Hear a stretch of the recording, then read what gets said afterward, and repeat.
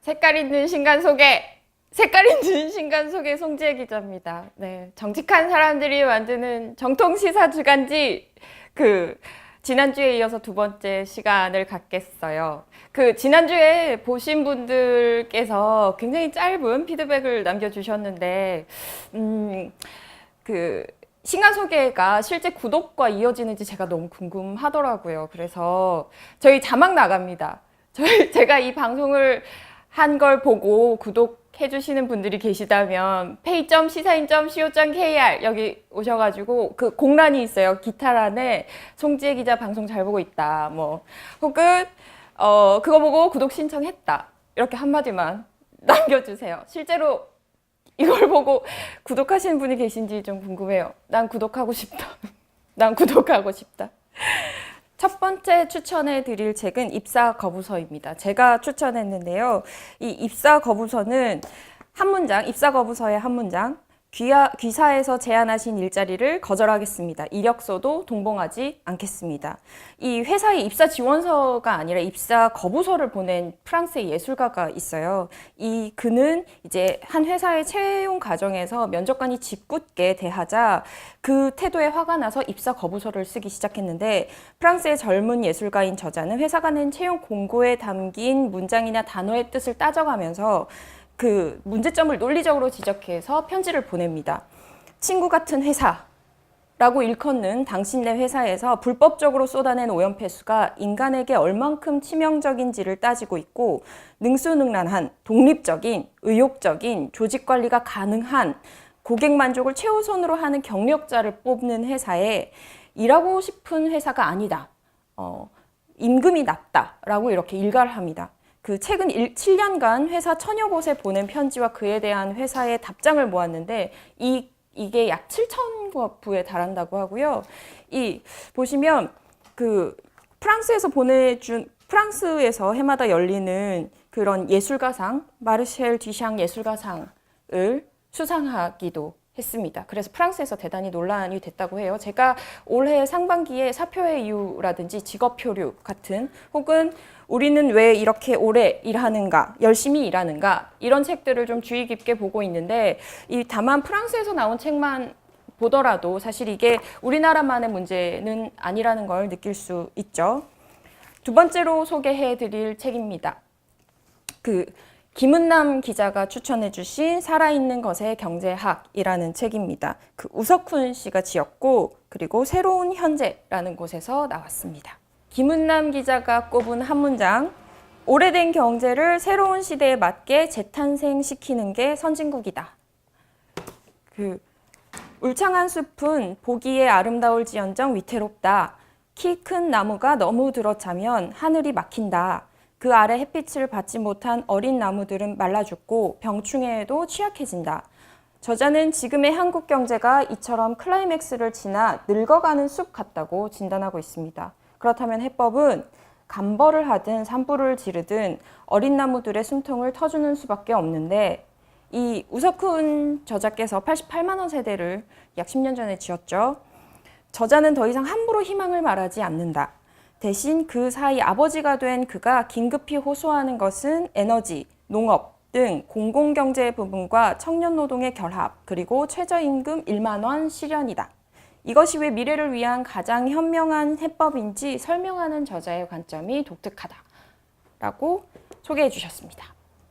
세 번째 소개할 책은 빙하는 움직인다입니다. 송민숨 지음 창비 편했습니다. 김은지 기자가 꼽은 한 문장, 지나온 현장에 밀착해봐야 앞으로 갈 길도 찾을 수 있다. 이 책이 지금 대단히 논란이 되고 있는데요. 이 논란이 되기 이전에 김은지 기자께서 이렇게 꼽아주셨어요. 한국에서 공직자가 자신의 이름을 걸고 쓴 기록문은 드물다. 비핵화와 통일외교의 현장이라는 부제를 단 전직 외교통상부 장관이 쓴 책이라 눈에 띈다. 송 전 장관은 직업 외교관으로서 30여 년간 한반도 국제정치의 현장에 뛰어들었다. 특히 2005년 9.19 공동성명의 주역인 그는 당시 상황을 세밀하게 기록했다. 송 전 장관은 이 책에서 북핵 협상을 우리 시각으로 기술했다. 저자는 시간과 시간 사이를 엮어 미래로 가는 지혜를 찾는 것이라고 책을 펴낸 이유를 밝혔다. 제재는 게으른 사람의 외교 정책 수단이다. 교류와 접촉 등의 노력으로 한반도의 빙하는 움직일 수 있다. 라고 말했습니다. 보이지 않는 건축, 움직이는 도시. 이 책 역시 김은지 기자가 추천해 주셨어요. 승효상 지었고 돌베개가 편했습니다. 김은지 기자의 한 문장. 오래 걸리고 더디지만 건축은 우리를 바꾼다. 화려한 건물 숲이 아닌 좁고 낡은 골목에서 도시의 진짜 얼굴을 볼 수 있다. 건축가 승효상 또한 도시 건축론을 펼치며 도시민의 삶이 담긴 공간에 주목한다. 건축에서 공간이 본질인 것처럼 도시에서도 좀 더 중요한 것은 결코 몇낱 기념비적 건물이 아니라 그 건물에 둘러싸인 공공 영역이라고 지적한다. 보이지 않는 건축을 뜻하는 말인데, 자, 경향신문, 중앙일보의 기고한 글을 모아 다듬었지만 원로 건축가의 책은 낮게 칼럼으로 보던 때와는 또 다른 미덕을 지니고 있다. 인간은 건축 안에 살 수밖에 없기 때문에 건축은 삶을 조직하는 일이다 라는 게 그의 생각인데요. 그의 생각을 따라가다 보면 도시에서 태어나 도시에서 사는 지금 현재 내 곁을 돌아보게 된다. 니나 네나 장희로 기자가 추천해 주었습니다. 이동은 씨가 글을 썼고 정이용 씨가 그림을 그렸습니다. 애니북스에서 나왔어요. 장희로 기자의 한 문장. 그래, 가족이니까 더 말 못한 거라고. 나와 타인 사이에는 숨 쉴 거리와 공간이 필요한 법인데 가족이라는 공동체는 가족의 이름으로 그 거리와 공간을 침범하기 일쑤다. 이 사람들과 대체 어떻게 함께 살아가야 할까? 니나네나가 그 대답이 될 수 있을 것 같은데요. 환절기, 당신의 부탁에 이은 이동은 정이용 작가의 세 번째 그래픽 노블입니다. 이번에도 가족물인데요. 다른 남자와 눈 맞아 도망간 엄마에게 17년 만에 엽서가 도착했습니다.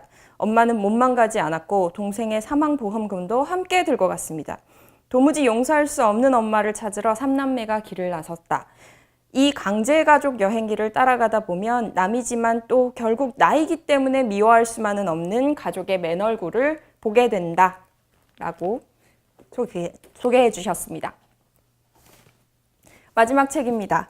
크로스토크, 미국의 거장 SF 소설가 코니 윌리스가 지었고 최세진 씨가 옮겼습니다. 아작에서 나왔어요. 장희로 기자의 한 문장. 너도 알다시피 소통이 전부는 아니야. 자, 말로 다 표현할 수 없는 것이 사랑이라서 우리는 때로 답답하다. 그럴 때 EED 수술, 이 소설 안에서 텔레파시가 쌍방에 가능하도록 하는 뇌수술로 나오는데 이 EED 수술을 한다면 어떨까? 로맨틱 SF 소설 크로스토크는 미국 실리콘밸리의 연인 브리디와 트렌드가 ED 수술과 엮이면서 벌어지는 일을 다루고 있습니다. 소설 속에서 세기의 연인들이 앞다퉈 효과를 관증하는 이 수술은 연인 간의 정서적 소통을 강화해준다고 하는데 사실 상대의 마음과 생각을 다 알면 소통이 가능한 걸까요?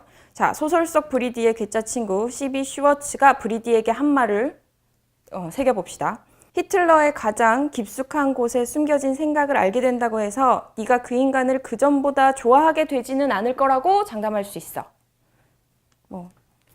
자, 이렇게 6권의 책 소개를 마쳤어요. 제가 코너 속의 코너를 마련했습니다. 저희 신간이 6권밖에 소개가 되지 않아요. 그래서 두 쪽에 걸쳐서 6권 정도 소개가 되는데 구간이라든지 혹은 문학, 시, 혹은 비평집, 만화책 이런 것들이 사실은 소개가 잘 안 되잖아요. 그래서 그런 점에 대해서는 제가 코너 속의 코너를 마련해서 제 기준입니다.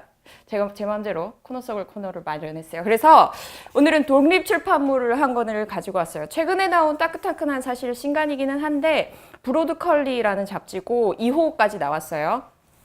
이 잡지로 말할 것 같으면 이제 로컬샵 연구 잡지라고 하는데 이게 일터가 되는 공간들의 인터뷰를 담은 책이에요. 이렇게 제가 코너 속의 코너에서는 독립 출판물들도 좀 소개를 하도록 하겠습니다.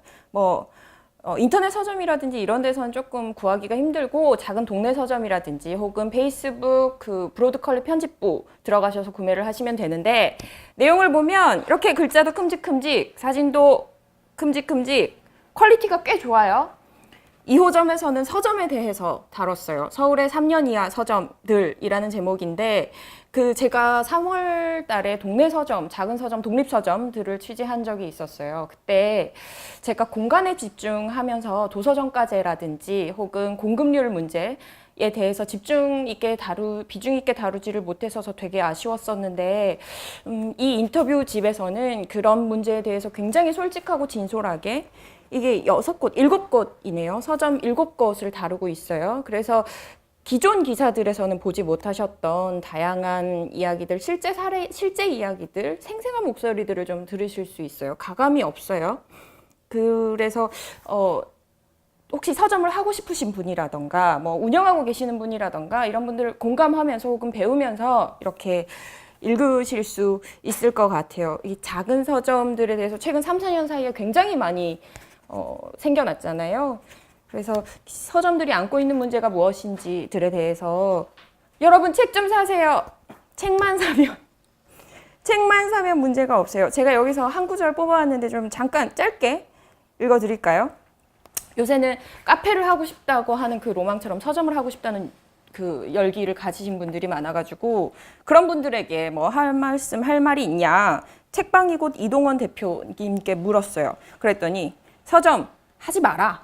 일단 안 했으면 좋겠고 굳이 해야만겠다면 굳이 하지 말았으면 좋겠는데 행사를 운영하는 서점이 느는 건 그만큼 책만으로 서점을 유지하기 어렵다는 현실을 보여준다. 그러니까 행사를 안 하면 손님이 없으니까 좋든 싫든 행사를 할 수밖에 없는데 행사에 치우치지 말아 달라라고 할 거면 와서 책 좀 사라. 여러분 책만 사주면 행사 안 해도 된다. 뭐 이런 이야기를 하고 있어요. 응원해달라는 말로 읽혀요. 적극 추천합니다. 이게 브로드컬리 2호인데 1호에서는 그 빵집을 다뤘어요. 저는 1호도 너무너무 재밌게 읽었고 여러분들께 강력하게 추천합니다. 독립서점 네 화이팅. 색깔 있는 신간 속에 다음 주에 만나요. 아니 선배 근데 코너 속의 코너 사연 받아요. 이거 해도 돼요? 우리 신간 읽는지 독자들이 좀 알면 좋지 않아? 상관없어? 색깔 있는 신간 속에 여기서 안녕. 빠밤.